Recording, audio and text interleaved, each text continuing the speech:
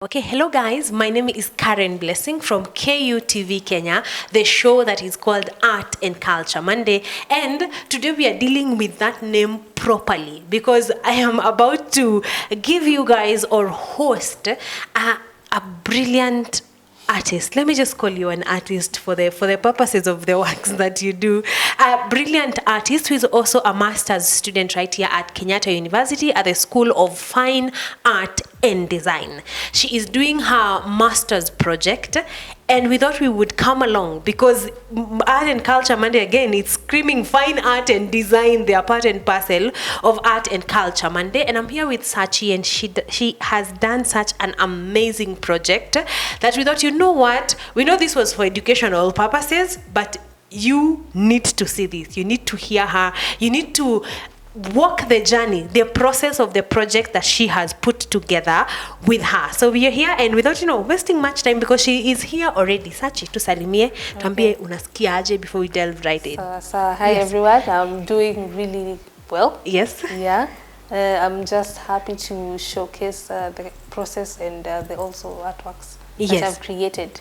Exactly. Yeah. So let's start from the very beginning. At what point did you know you wanted to take a master's degree, or you wanted, under your undergrad, ukifanya, were you thinking somewhere second year? Were you thinking, you know what, maybe I would like to do this thing to master's level? Okay, it occurred to me when I went to do my attachment. I did my attachment at Karen Village at Tony Mungo's studio. He's a glass artist, so that's where my interest in pursuing master's degree came along. Yeah, you're like, this is something I could, something I need to really. Exactly. Yes. And then you finished your undergrad, you graduated, and you decided, I want to do, what is, you're doing a master's in what specifically? I'm doing a master's in sculpture. Yes. Yes. I think you wanted you to narrow that down because you have to narrow it down further than art is wide. Exactly, because art is wide and a lot. So you wanted to do your master's in sculpture. Yes. And then you decided you want to do it here. What is the title of your project? The title of my project is Utilization of Metal and Glass in the creation of indoor sculptures inspired by selected Swahili Kanga inscriptions. Yes. First and foremost, how you fuse those two, like I told you, it's the first thing, because I'm seeing a Kanga at my beginning, and then in here is sculptures of all sorts and types, and I was like, okay, how did you land upon that specific topic for your master's? Okay, for my specific topic, my main area of specialization was mostly the material. That is the metal and glass, and also the Kanga aspect, because we know the Kanga is something very Kenyan. Yes. It's also known as the leso, but people refer to it as the Kanga because Kanga is referred to as a guinea fowl in Kiswahili. So that's where the Kanga name came from. And also because the Kangas have the inscriptions on them. And we all know that inscriptions on the Kanga are mostly used by women. And they are known as communicative instruments where women tie, and then there are inscriptions below the lesos. So that's where my inspiration came from. I decided that as much as Kangas are for communicative purposes, it needs to also get a new area of communication, and that is the visual aspect. That is the sculpture in art, and specifically sculptural area. I like that because I think we have had a lot of stories told around the Kanga or the leso specifically, and the, I want to say, wise words that are that go with every Kanga. I have had these stories a lot of times, like different perspectives. What does it mean? How do they look like? Like a lot of things, but I have not seen it expressed in the way that you have. So like you found a niche and you took it and ran with it, and that is why we are here today. So you decided you're going to use them, the proverbs or the wise words on them as the basis for the works that you do. I decided to use them as the main inspiration of my work. Because also the Kangas, not only are they proverbial, they also have other pithy phrases. Because proverbs are quite wide, and also the Swahili phrases are also wide. So I decided to merge them and now use them as a source of inspiration. Okay, and you did get quite the inspiration. inspiration out of it. Yeah. So let's start from the beginning. So you decided, this is what I want to do. Yes. The inscriptions on the kangas are my inspiration. I want to express them in a sculptural way. This is what I want to do. So where did you begin? Okay, okay, it all started during my coursework in masters, where we had to delve into various materials in sculpture. So my main focus and my main interest was the metal and glass. First it was the metal, because the glass, I decided to introduce it in my project because I had done it for my attachment. That was during undergraduate. So I decided to merge them together and see what it would the produce would be. Exactly. Yes. So then your coursework happened, then you picked your project. Then take me from there. So you had the idea, this is what you want to do. What is the first step to actually doing, bringing it to life? Okay. Yes. So for the first initial step I had to take was first do a thorough research, because I wanted to do the Swahili patterns. The Swahili culture itself was the main source of inspiration. But through further research and also guidance from my supervisors, that's when I landed on the inscriptions, because the inscriptions are so many. If you decided to look at the proverbs, there are more than 1,000. If you decide to work on the sayings, there are so many. So that's when I decided to do a research, come up with the different themes, and now narrow them down to a number of sculptures that I would delve in. Exactly. Oh, I like that, because again, like you've said, the inscriptions on the kangas are so many. They cut across so many themes.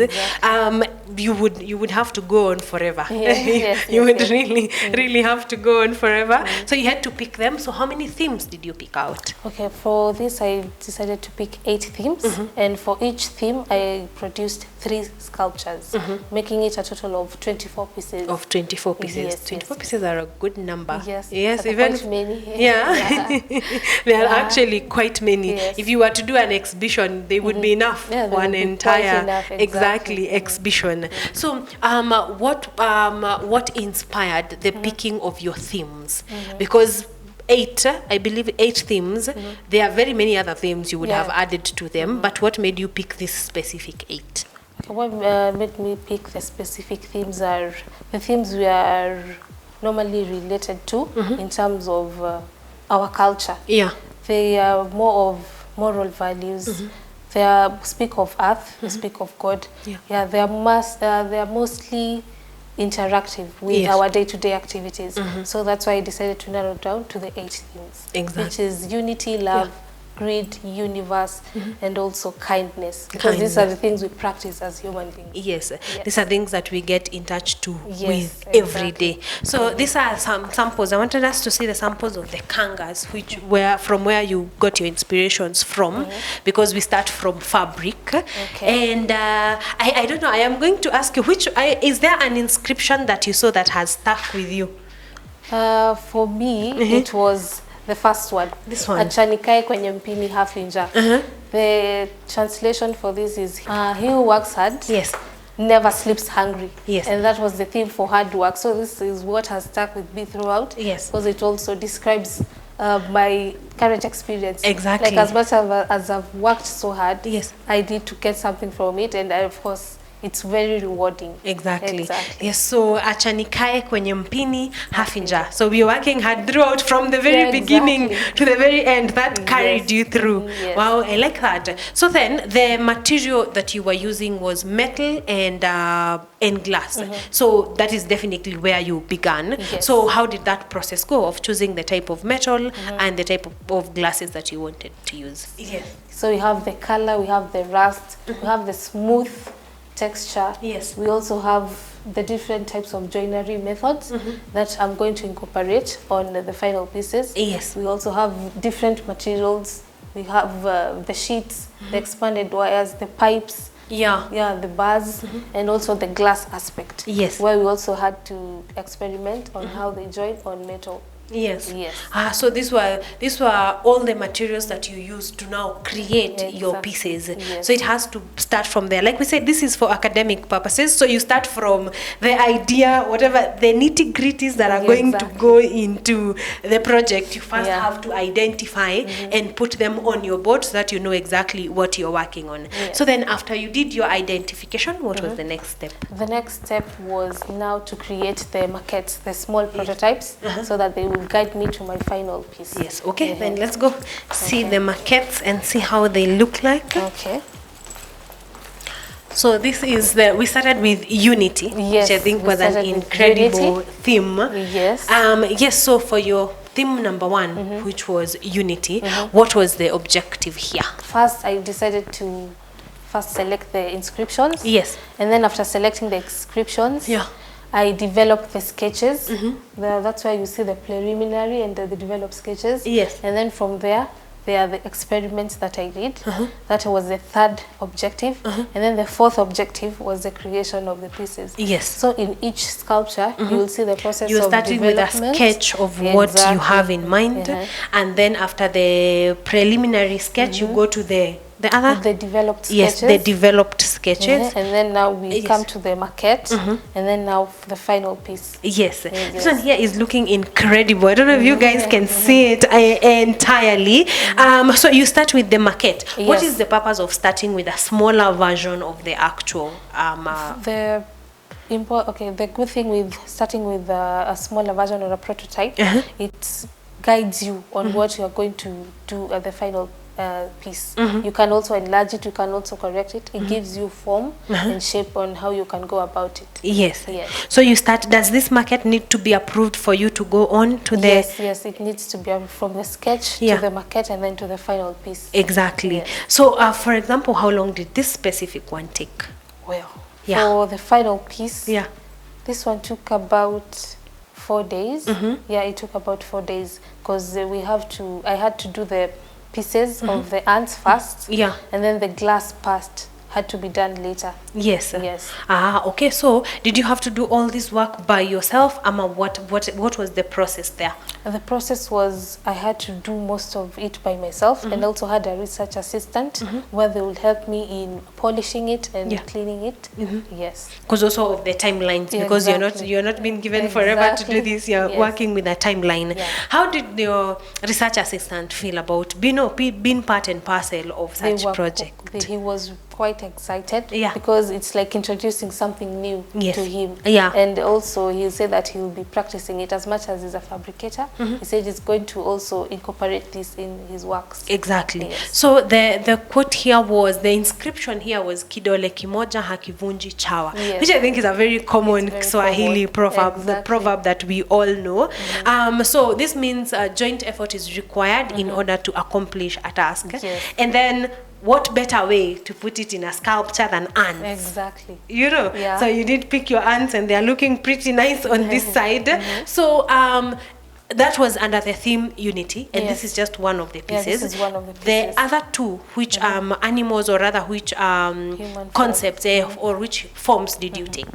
For the pieces that I did, mostly were inspired by the environment and nature, which are through human forms, through birds, insects, animals. So I decided to incorporate all this as a visual representation of the sculptures. Exactly. So was this in the order that they have been arranged, because they are a good number? Was this the first project that you did? Yeah, this was the first project I had to work on. So when you finished with the theme Unity, what were you feeling about the project in general and what was to come? I was getting the gist of things, because after experiments you want to see the outcome of the first final project, and I was quite excited, and I wanted to get the gist of how the final piece would really look like. Exactly. Wow, we are still seeing the progress of everything that was happening. And in the theme Unity, there were other pieces that were on there. Let me see if we can be able to see that. We have other ants on this other side. Okay, so these pieces were still on unity. What was this specific one symbolizing? This one was symbolizing also unity, and the inscription is Umoja ni Nguvu. I decided to use human forms, lifting a book, and this was a visual representation of knowledge is power. Yes. How both men and women can empower knowledge in different societies. Yes. And the other one was Ondoka Twende, meaning let's move, let's go. It's also an initiative of how we need to start working together to perform an activity or a task. So there you decided to use bees and luggage. Wasps and rather. Luggage. Yes. And So the theme muondoke was twende. mostly inspired because I envisioned that it will be put in a airport waiting area, because for my indoor sculptures, the intended spaces were to be a hotel or a restaurant, a library, and an airport waiting area. Yes. So this one would work very well in a library, then this one in an airport area. Wow, amazing. So they were well thought through. It would be very awkward if love was not in there, because that is the interactive factor every day. So you picked love, and in human forms, animals actually, and birds. You were able. That was also was that planned, the different forms? Yeah, it was really planned, because I had to put it on a scale, like how many are going to be birds, how many are going to be insects, just to keep it interactive instead of being static on one area. Yes. So what was the inscription for the theme love? The inscription number one was this one, which is Kipenda Chongo Huita Kengeze, which is interpreted as love is blind. Yes. So I decided to use a mother and two of her children feeding her young ones to show that love is blind, as much as the young ones are quite tender and they're quite young. They cannot fend for themselves. The mother is always there to fend for them. That is where I put the inscription into. The inscription. Yes. Okay, and the next one?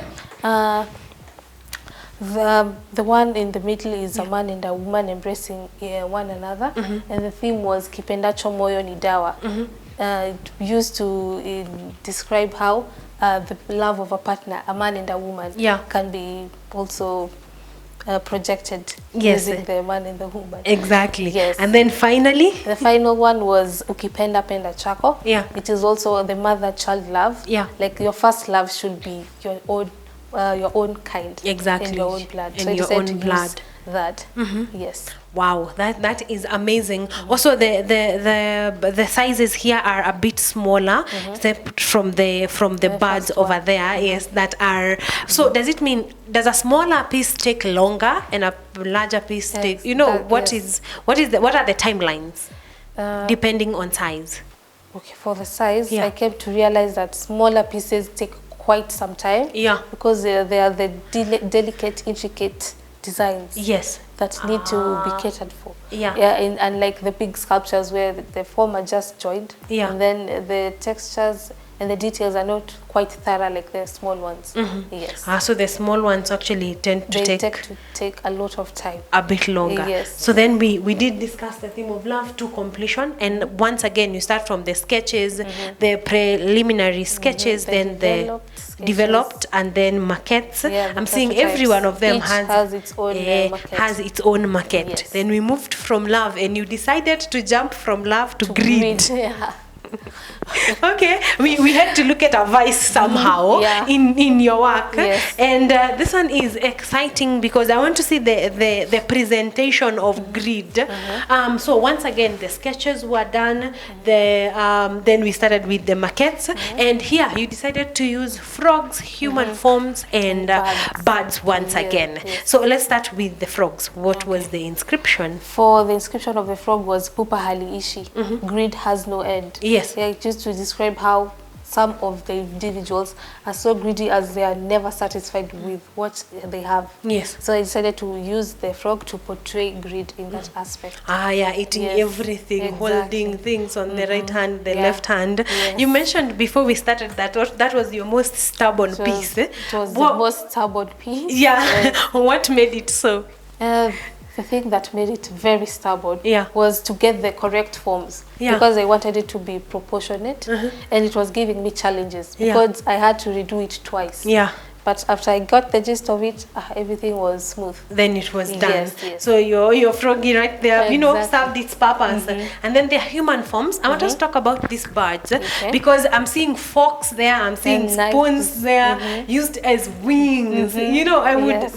I would not have thought of that, honestly. So, and I have seen other birds where you have not used spoons or forks, just other types of metal. So how did you come, upon forks and spoons and knives to just sort of form the birds? For the cutlery materials that I used them here, they were just for textural purposes and also variety to give the different feels of different sculptures. Where did you get these ones from? Because it cannot be from your mom's kitchen. I know. So I sourced my spoons and forks from the market and also from some of the junkyards where they have the pieces where you can collect the spoons and other materials. Yes.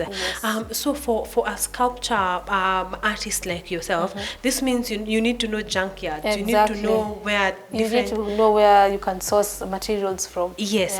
And you also need to know a bit about recycling. Exactly. Yes. Ooh, because it seems like you went far and wide to source your materials. So that was it on grid, and we move on to something a bit more positive, Yes. So we move on to hard work, a lot of hard work. And so let's start from there. There is a bit of stained glass in these specific pieces, and I like that. So we are going to start from there. No, what was the inscription for hard work, the Kanga inscription? The Kanga inscriptions for hard work were 3. This one was achanikai kwenye mpini hafinja. We decided to use the ant carrying food. Yes. And this one was atakai hachoki, where I decided to use a bee for the visual representation. Yes. And I used them kokoteni for chabure hakipatikani. Nothing is for free. Like we all know them Koko people. They really work hard to get to put food on their plate. Exactly. So that's why I decided to use the inscription. Yes. So all of these are screaming hard work.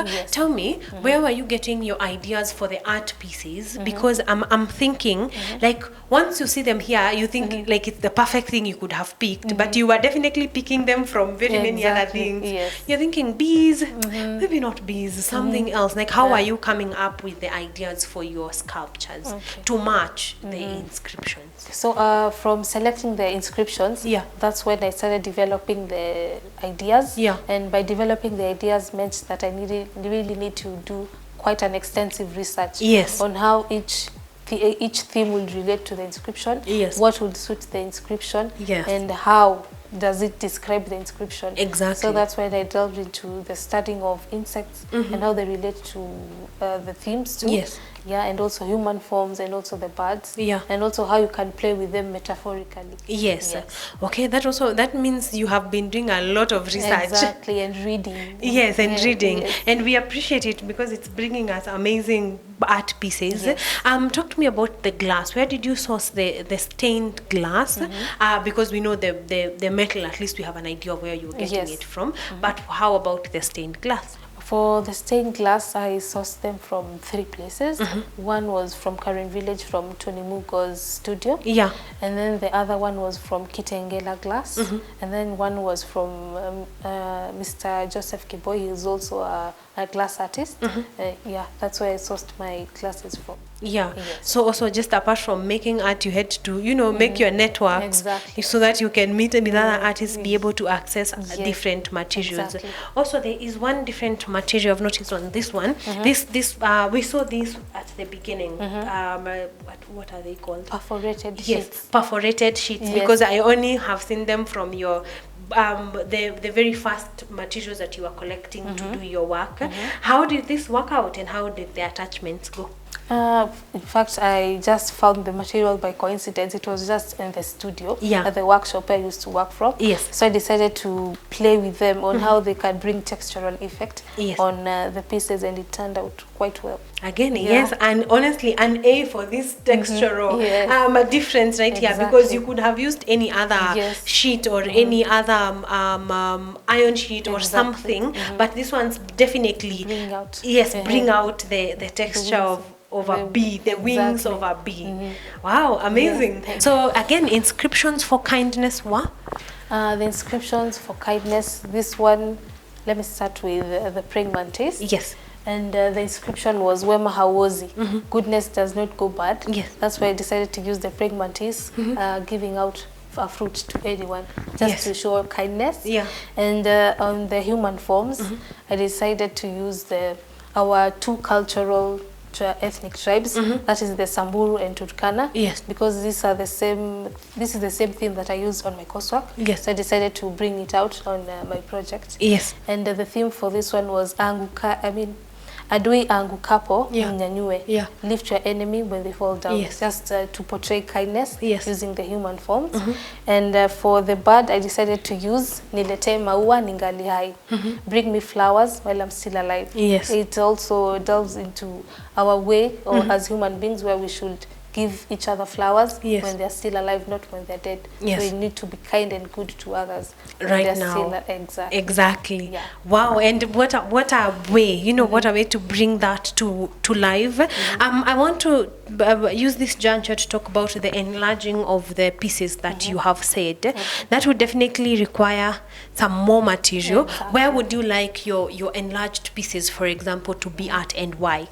I would love them to be at very interactive spaces, not very confined spaces, and that is the public spaces within the country. It can be anywhere. But with that, I need to do further research on where they can be placed, so that everyone can interact with it, be it children, be it old people, be it any age group can interact with the pieces. They can be able to interact with the pieces. Why did you pick caution as a theme? I decided to use caution as a theme because it's also a social, what can I say?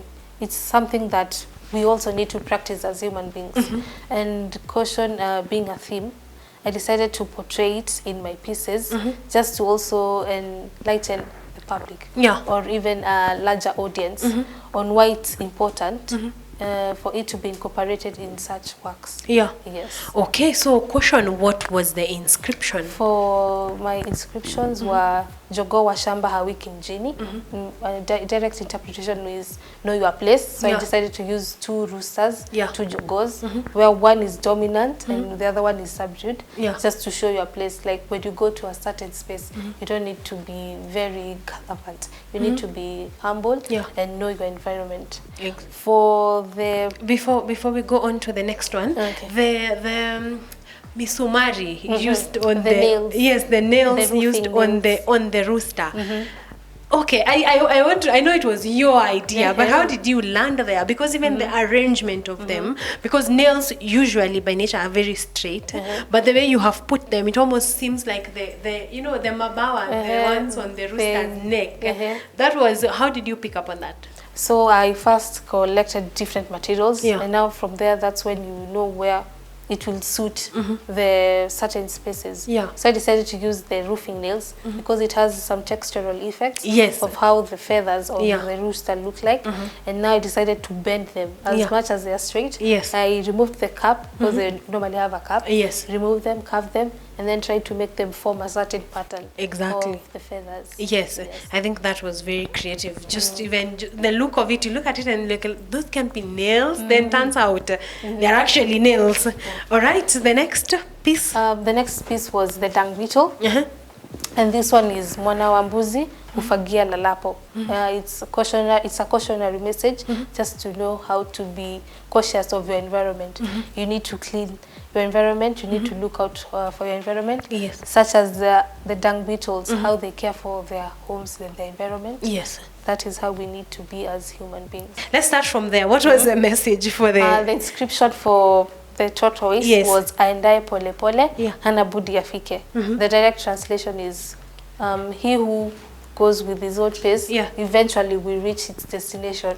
So that's why I decided to use the tortoise as the best visual representation of this. And that was definitely perfect. It blended very well. I liked the stained glass. It looks amazing on the tortoise right there. So we moved from there, and then more patience. We went again back to the birds. You seem to have a love for types and species of birds. So we went back to birds. So this one was the pelican. And the inscription for this was Mvumilivu Hula Mbivu, where I decided to use the pelican catching fish. Yes. Just to show patience. Yeah. Using the pelican. And for this one is insectivorous plant, and the inscription for this is Subira huvuta heri, patience pays. Yes. Just as the insectivorous is always patient to catch its prey. Yes. Ah, okay. Then this a plant. Finally, we have been Yes. dealing with human Humans, forms. we have the plant. Yes, and also the animals and insects. So Yes. now we have gotten to a plant, Yes. which seems to talk to. Really, you can use anything in art. Anything Yes. from a plant to an insect to animals, human form. All of them can be able to be used to communicate an amazing message. Yes. And then hopefully you learned to be patient. I really needed to your Yeah, end. exactly. Now you're working on the very last one. Yes. How are you feeling at this point? I was feeling quite excited. Yeah. Because it was the closure of some very tedious, long Yeah. learning experience. Yeah. And quite a tough journey. But now when it comes to the end, now you also have the gist Yes. of now finishing it with style. Exactly. Yes. So you started finishing with style, and we Yes. started with chameleons. So the universe, what are the chameleons teaching us here? The chameleons here is teaching us that ulimwengu hauna siri, nothing is hidden Yeah. in the eyes of the earth. So I decided to use a chameleon and a binoculars. Yes. Because a chameleon, first it camouflages, Yes. and it has bigger eyes that rotate and view Exactly. different So places. sort of see everything Exactly. around them. Exactly. All right. So hakuna siri huku. Hakuna siri. Tujue tu. Exactly. And let's get to the human form before we finish for the on human this. forms, Yes. The inscription was Huleta Huleta vyema na na vimbi. vimbi. Yeah, this one was on betrayal. Yeah. I decided to put that aspect Yeah. in this piece of work because we are humans. Yes. And we tend to suffer from betrayal. Yeah. Maybe eat our friends, we eat our family. Yes. So I decided to use this as a visual representation of betrayal. Yeah, and also the universe. Exactly. Yeah, exactly. And also you would not talk about the universe without humans. Exactly, Really. So like I'm telling you, your thought process, you picked out the best of the best to Yeah. visually represent the themes, and that one is commendable. Yes. Honestly. And then you go to our last Yeah, and we final have- guy. Yeah, the octopus. The octopus. Yeah. Yes. This one was on Dunia ni mwendo wa ngisi. Just as the octopus moves in a very different directions. Yes. It is very unpredictable on how it moves. Exactly. Just as the world, it's very unpredictable. Yes. Today is like this, tomorrow it's a different I know. thing. Yeah. Yes. And nothing could talk better about the universe than that. Exactly. Leo uko juu, kesho uko below the Exactly. ground. Exactly. Another day on the right, left. So I like that. So dunia ni mwendo wa ngisi. Yes. I think that one is my favorite one. I think that one is the one I have picked Okay. the most from here. I like that. Also, just finally as we conclude, I like this. I like these are yes, the chains the roller kwa chains. baiskeli. I think Exactly. we all have seen Yeah. one or two of these, and this is very representative of the tentacles. Exactly So what I again, texture, Exactly. like you said. So we are not just having, just not just smooth, because the octopus is definitely not smooth. Yes, it So the has chains, the texture that they brought really brought the picture to life. And then also imesimama kwa hiyo miguu, by the way. Yeah, the octopus moves in very weird directions. Exactly. And you did visualize it really, really well. Yes. What was the feeling at the very end? This is the last one done. We've moved from the maquette to the final piece. How are you feeling at that point? I was quite excited because I saw where it came from, Yeah. and now where I've concluded. Yes. And the process was just magnificent. Yeah. Because bringing out such inscription into visual representations was quite a highlight of my project work. Yeah. Yes. How are you feeling now that it's all done and put together? Is this the same Sachy that began the project? Yeah. Because right now I'm envisioning bigger things. Yeah. Yeah. I also want to start doing very enlarged pieces Yes. in the art space. Yeah. And also on the public spaces where I can create very huge pieces that also not only are they aesthetic, but they also evoke conversations. True. Yeah, within our society. Yeah. Yeah, that is on social issues, gender, identity, culture. all that blended together. Yes, and we are definitely looking forward to your work. I hope the next 2 years, I pray that they will be all about that. We do wish you the very best, that they will be that and more. You know, because you have dreamt it, that it will be that and more. I want you to talk to a student of fine art who specifically wants to proceed with sculpture. What are some of the things that you have learned that you think if you had known at the beginning, yes, they would have really come in handy? Right here on this camera. Okay. Yes. My advice for upcoming sculpture students is, number one, you need to be very patient, because this is an area where you need to really focus on what you want to bring out, and you also need to study your materials quite well, because sculpture is really wide when it comes to materials. So you really need to work on and do thorough research on the kind of material you really want to work on. And also, not only should you create sculptures just for aesthetic purposes, also create works that evoke conversations and bring out different dialogues within our society. Yeah, that's all I have to say. Oh, thank you. Thank you so much, Sachy. I would like you to, you know, give anyone their flowers who really carried you through this project. I want to thank my parents first. Yes. They've been quite supportive emotionally, financially. Yes. My siblings, they are the highlight of my works. Yeah. They really carried me through this project. Number three is my supervisors. Yeah. And my colleagues in the master studio, and everyone who helped me in terms of the workshop. Yeah. And also how other people, like, how can I say, the public, how they really interacted with my pieces while I was working on them. I really want to thank you all. Yes. Yes, you have done an amazing job and brought perfect pieces together, communicating a lot of different messages that evoke conversation. I mean, we have been at it for a good number of minutes. Thank you so much. Guys, so much. Yes, you're most welcome. That has been Sachy from the School of Fine Art and Design. And honestly, her work is amazing. I cannot wait. The best thing you can do is wait on her exhibitions. Come and watch. By the way, social media handles. Do you post your pieces? Yes, I do. Yes, please share with us your social media handles. My Instagram handle is Sachy Grand. Yeah. And on Twitter, I am at Atieno Sachy. Unfortunately, I'm not on Facebook, so I'm only on Instagram and Twitter. Yes, but Instagram, please go interact with her pieces. How much do your pieces go for? What is the range? The range for my pieces are from 10,000 to, let me say, onwards. It can go up to 1 hopefully in millions, please. Yes. So please go to her Instagram page, interact with her pieces, leave her a like, follow her, follow through her work. If you are interested, purchase a piece. If you want to discuss upon a piece that you think she can create for you, go ahead. Her DM is exactly for that work. So go on and just enjoy. This is art at its finest. I've had a blast, and I hope that you too has had an amazing time and learned a thing or two.